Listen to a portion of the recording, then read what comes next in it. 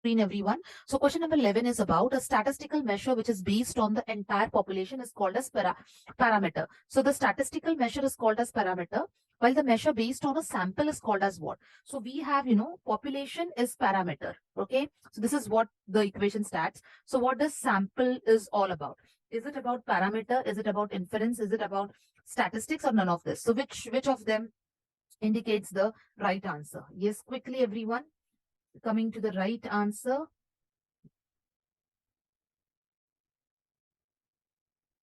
Yes, as I said, I will not give you much time. Just I want you to quickly update your answers and let's come to know what is the right answer.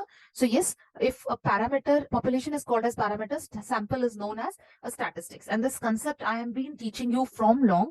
In my regular theory lectures also I have done this. So parameter is a measure that is describing the whole population. Statistics is a measure that describes a sample. So for population, we use something called as parameter. For sampling, we use something called as statistics.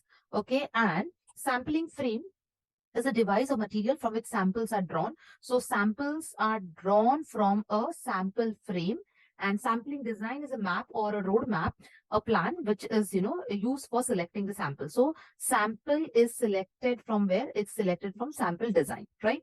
Okay. Now, question number 12, everyone on the screen. In random sampling, the probability of selecting an item from the population is what? Many of you do this mistake regularly. That's the reason every cycle I make sure that I bring this question. And it is, a part of the latest question cycle also. So it is asking that random sampling. So we have given random sampling. What is the probability that the item will be, from the population will be selected, whether it is not unknown, whether it is non-zero, undecided, or one. So what amount of probability do you have of selecting an item from the population? So when it comes to selecting an item from the population, the probability is basically, it is non-zero. Okay. Now, any one of you who is not able to still understand this meaning, maybe you're rote learning the concept. Otherwise, it is not that difficult that you should not, get this concept very well. So non-zero, what is the meaning of non-zero? So non-zero, it means having a positive and a negative value, that maybe it will be selected or it will not be selected. So probability, no? So probability that it will be selected or it will not be selected. That is a probability when we have to select a sample from the random sampling, and that is called as non-zero, right? Now, question number 13, workshops are meant for what? A very regular question. After certain cycles, you do see this question, on regular basis. So workshops are meant for giving lectures, multiple target groups, showcase the theories or hands-on experience. So what is basically the workshop is meant for? Is it giving lectures? It is multiple the target groups, or it is showcase the new theories or hands-on experience or training, or hands-on training or experience. So yes, when it comes to workshops, so basically workshops are meant for what? They're meant for hands-on experience. So be careful. Again, this question, somehow it comes, after a regular interval in certain cycles. Then we have next is, in the purposive method of sampling design, items are selected according to what? So when we talk about purposive method of sampling, okay, items are selected based on what? Law of certainty, law of probability, law of judgment, personal judgment, sorry, or none of the above. So purposive method. So method over here is what? It is a purposive method of sampling. What is the chances of item being selected? Whether it is, items are selected according to which rule, or you can say it is selected according to which law. So whether it is certainty, whether it is probability, whether it's a judgment, or none of the above. So when it comes to purposive sample, definitely it is basically based on what? It is based on the personal purpose. So purposive is nothing but a purpose, and that purpose is related to what? It is related to personal judgment. So the right answer here is personal judgment. Maybe you people are understanding it, I hope very well. The speed is bit faster because its exams are very nearby, so we cannot take, an ample amount of time just on one question. So that I have to inculcate the speed test in you. So be faster, cope up with the speed, match up with my speed. It will be really easier for you in the final exam. Okay, now here they have given a situation to you, and they want to get, they want you to identify the sampling. A researcher wants to conduct a survey of the drug users. Which type of the sampling techniques will be most appropriate?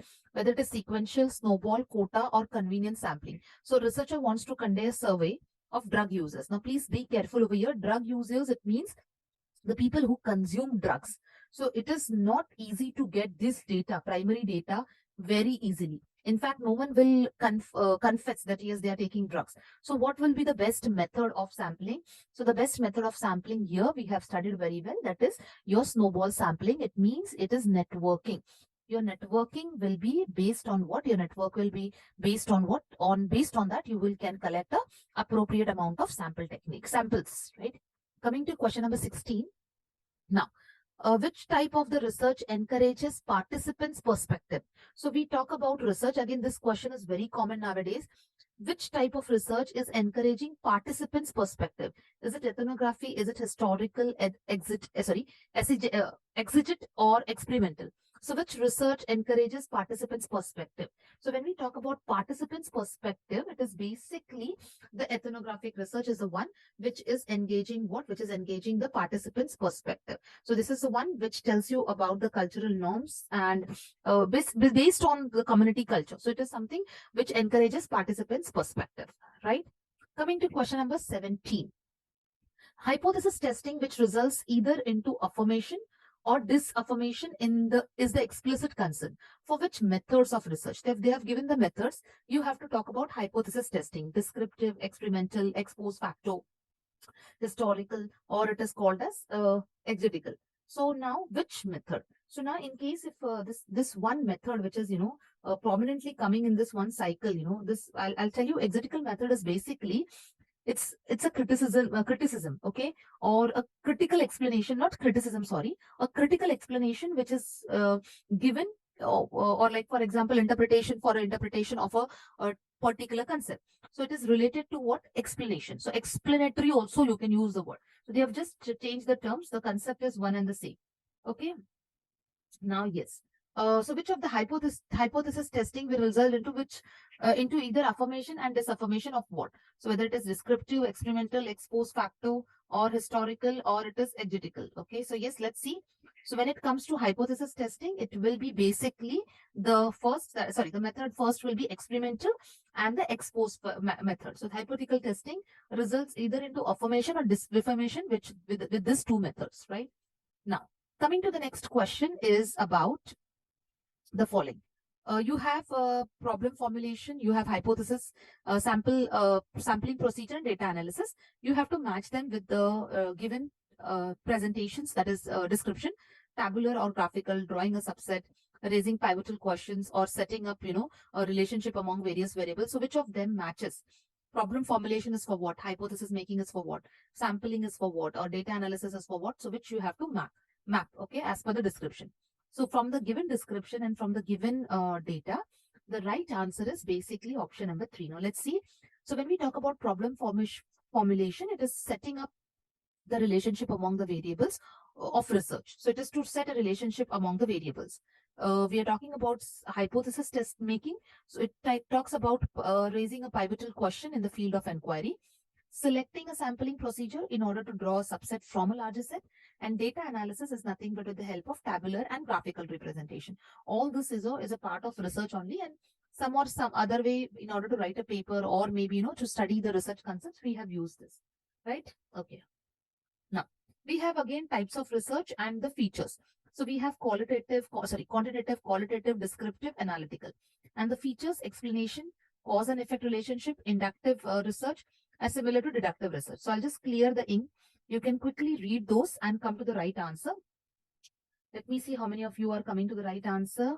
Yes, everyone. I'll just wait for a minute or so that everyone can come to the right answer very well.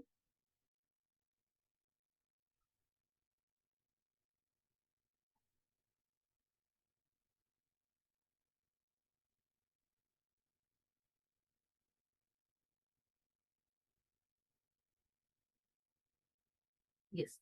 So let's see how many of you are right. So when we're talking about quantitative research, it is basically similar to deductive research. Qualitative is something related to inductive research. Your descriptive research is something which requires an explanation of what is occurring in trends. And analytical research is nothing but your cause and effective relationship is presented. It's cause and effect relationship, right? Okay. Now, I've just quickly given you a small statement of understanding. Quantitative is the one which measures or quantifies the problem.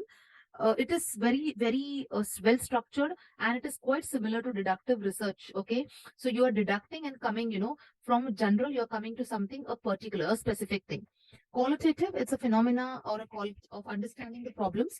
It is unstructured, or you can say semi-structured, which is in a type of inductive research. It means from something specific, you go to a general statement. Then coming to descriptive, it describes the phenomena in detail with an explanation to what is happening. And analytical research is nothing but a cost and effect relationship, right? This all is done in the theory class very well. So this is high time for you. You should be able to identify the things properly, okay? Concept especially. Now, which of the following represents the act of presenting someone else's work, idea, thoughts with or without their consent, and incorporating it into your own work?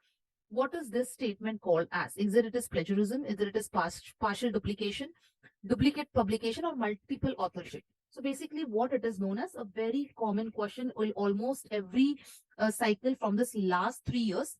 This question is very common. So if you are presenting someone's work or idea, okay, it is basically, what? It's with or without their consent.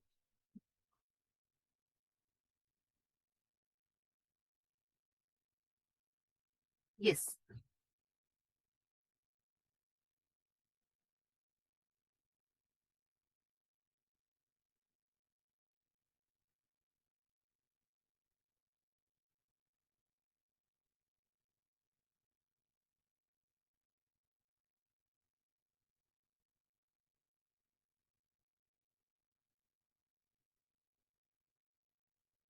Yes, everyone. Yeah.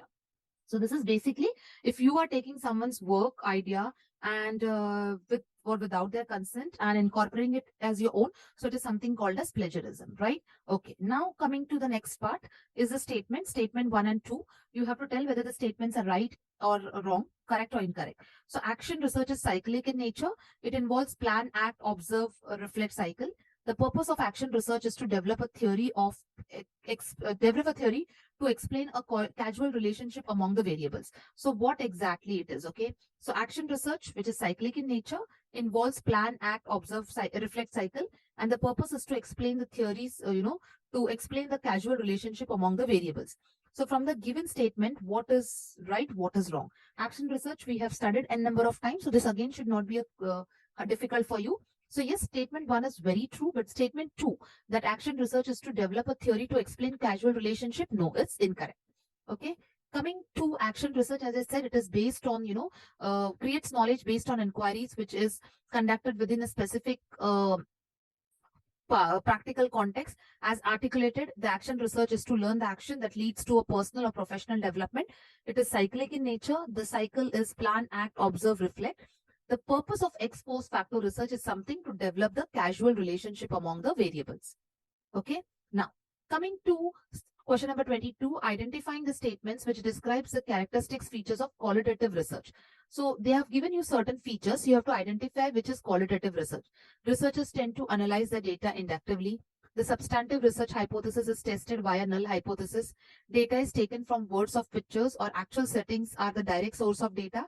It assumes that there are social facts with a single objective reality. So which of them stands the feature of qualitative research? I told you these concepts, qualitative, quantitative, plagiarism, okay, action research, are very repetitive format, but obviously the questions are different, but you should know these concepts very well. Okay, so yes, the characteristics features that matches the qualitative research, that is, yes, it tends to analyze the data inductively. Just now we did it in the match the following.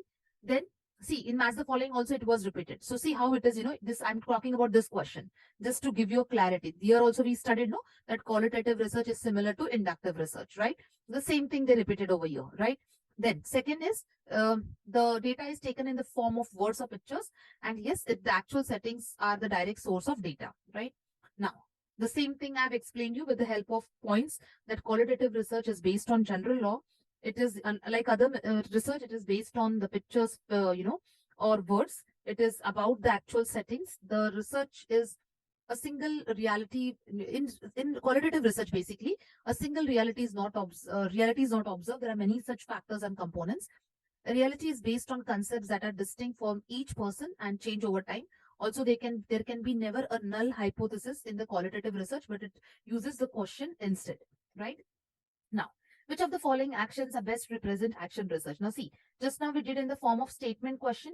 Again, they gave it individual question. So what is the right series of action research cycle? So it is very easy question. Again, you should not take much time for this. So yes, plan, act, observe, reflect is something which is a right action research cycle. Now, coming to question number 24, quantitative research is also called as what? Ethnographic, unstructured, descriptive structure. So when we talk about quantitative research, so quantitative research is also called as what? It is called as a structured approach. Whereas qualitative is something which is unstructured or semi-structured. We studied the reason also for that very well, right? Question number 25. Experimental researches are aimed to what? Establish the association, describe the variable, study the application, or study the trend analysis. So when we talk about experimental research, they aim for what? Experimental researchers aim for studying the application of theory. So they are the one which studies the application of theory, right? Okay. Now, question number 26, we have again matched the following types and the description. So we have pure research, analytical research, ex post facto research, and action research. So pure is something what? Okay, they have given the description, immediate solution to a problem, addition to existing stock of knowledge, critical evaluation, investigation, which starts after the occurrence of a fact. So which of them, is listed as the research and its meaning? So yes, pure research is something which is leading to addition of existing stock of knowledge, analytical research, which is critical evaluation, ex facto research is something which is investigating the stats that that is occurrence of a fact, and action research is something which is an immediate solution. Again, these concepts are very regularly repeated nowadays. So there is a keyword for every concept and you should definitely remember that. Okay. Now, coming to next question. Question number 27. The personalized and contextualized references are permissible in which type of reporting? Experimental, historical, ethnographic, or survey. So where is the conceptual and personalized references are permissible? So when we talk about conceptualized and contextual references, they are in which type of research? They are permissible in ethnographic. Because see, ethnographic is a qualitative research which basically is done on the, observation of the participant, and it is, the permissible. So yes, definitely what is happening, and you produce an observation, it is sometimes refers to its description because of its in-depth observation and description, right? Question number 28, again, you have types of research. I have picked up all the questions related to that. So again, they have given fundamental research is nothing but pure research, applied research, action research, experimental research. So descriptions they have given you. Fundamental is seeking solution, controlled investigation, enhances knowledge, or seeking solutions for immediate problem.